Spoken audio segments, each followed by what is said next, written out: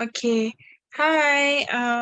So today me and my group members will talk about bullying. So yeah, let's start it with my name first. My name is Nofatia binti Abdul Kadir, and I will pass to Nawin Raj. And my name is Naveen Raj, and I pass to Sage. Pass back to me. Okay. First is me and Nawin will become host open. So let's get started. The title is Stop Bullying. So yeah. Hi, I'm Fatiha.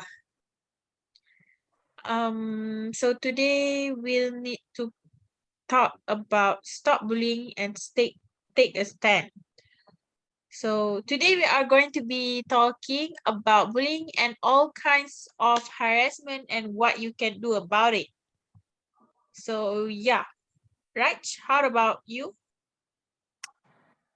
So, if you are being bullied, you may feel that you are the only one. But a survey of students found that more than 80% said that they had been bullied or victimized in some way.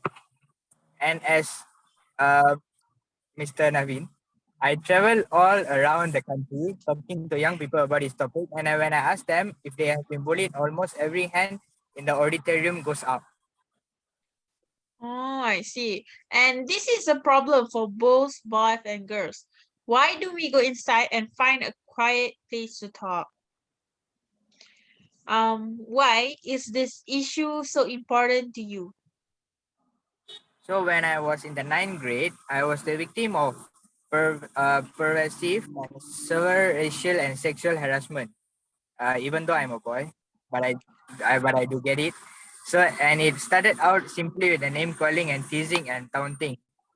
Another thing the students will do is play this game called the uncool game, and I will be sitting in the class just trying to focus on what the teacher was saying, and the students will sit there with the clipboards.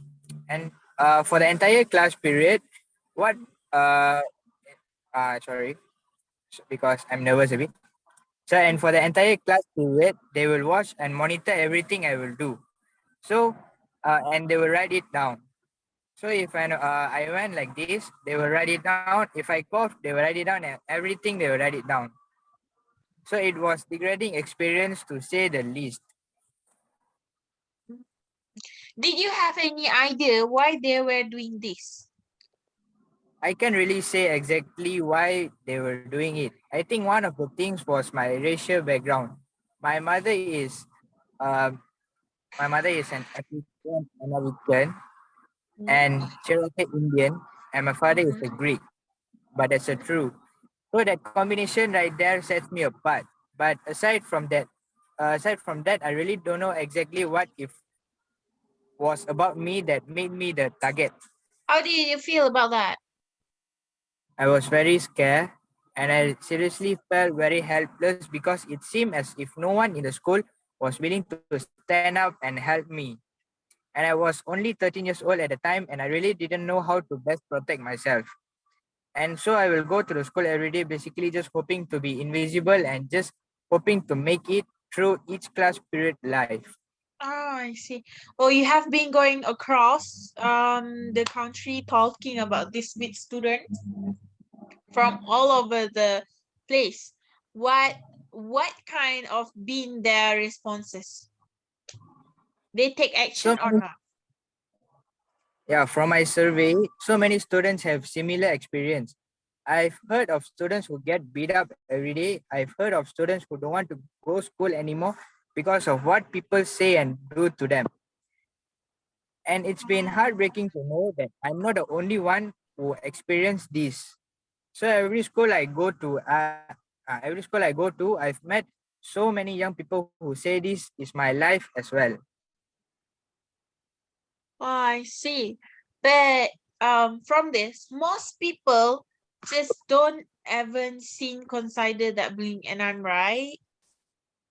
Well, I think you're right. A lot of adults don't think that it has a serious impact. But when I was asking kids which hurt your feelings more, if someone were to punch you or call you more, call your name, they didn't see a difference. And some people actually felt that emotional bullying was worse because while you can recover from a physical wound, those emotional wounds stay with you for a much longer time, One even in the future. interesting point I was thinking about it that you're talking about the definitions between teasing and harassment or bullying. So what else about that?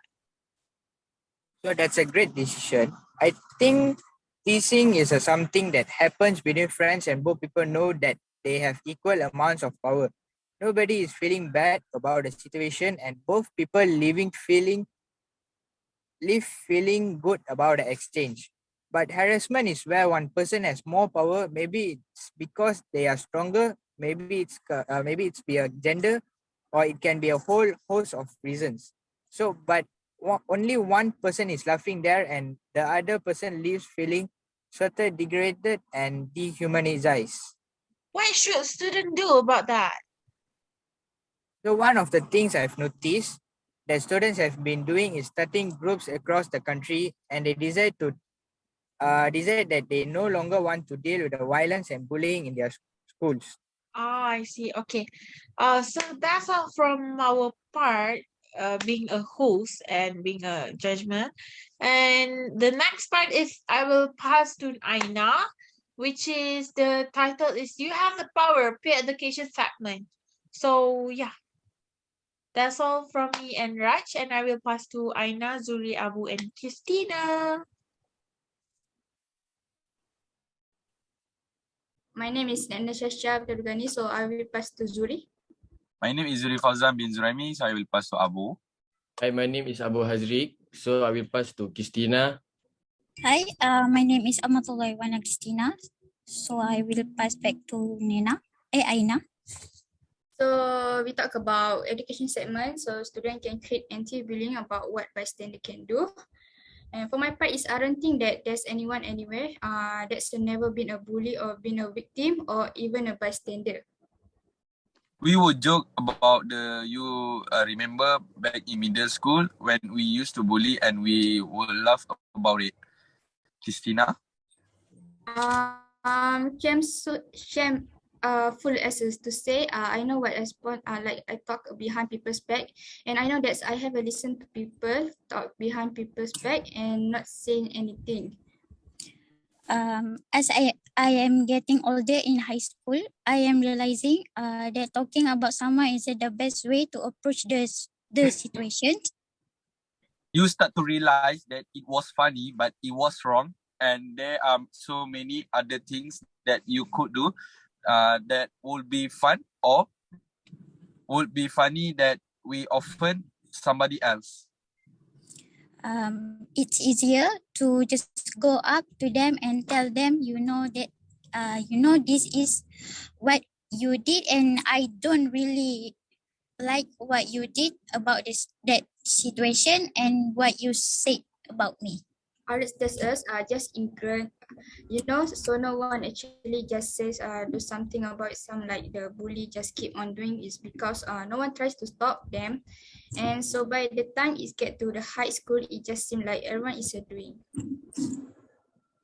You kind of eventually accept it as just being part of the social situation in high school. Everybody can do something to prevent it. It's just a matter of if you are willing to stand up and say it's not fun. It's not helping anybody. It's just helping everyone that you are doing it. You are doing it to stop. One of the reasons I got involved in this project was to identify bully and prevent myself from just accepting it as just something that happened. We learned about the national bully campaign and that we could apply for a grant in order to complete an anti-bully project in our community. We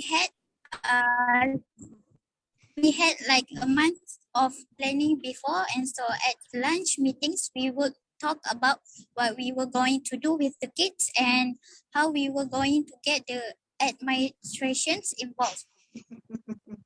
This time I got the production team together and meet me and two other guys. And then after that, we wrote up a application. After we got our grant, we contact our vice principal who was helping us a lot of high school, and then the vice principal at the middle school. We asked him to pick like a dozen outgoing kids who kind of had energy and ideas that they need to burn. There were just a diverse group of kids. There were the bullies, the victim, the outgoing kids, the shy kids, bystander. There were just everyone.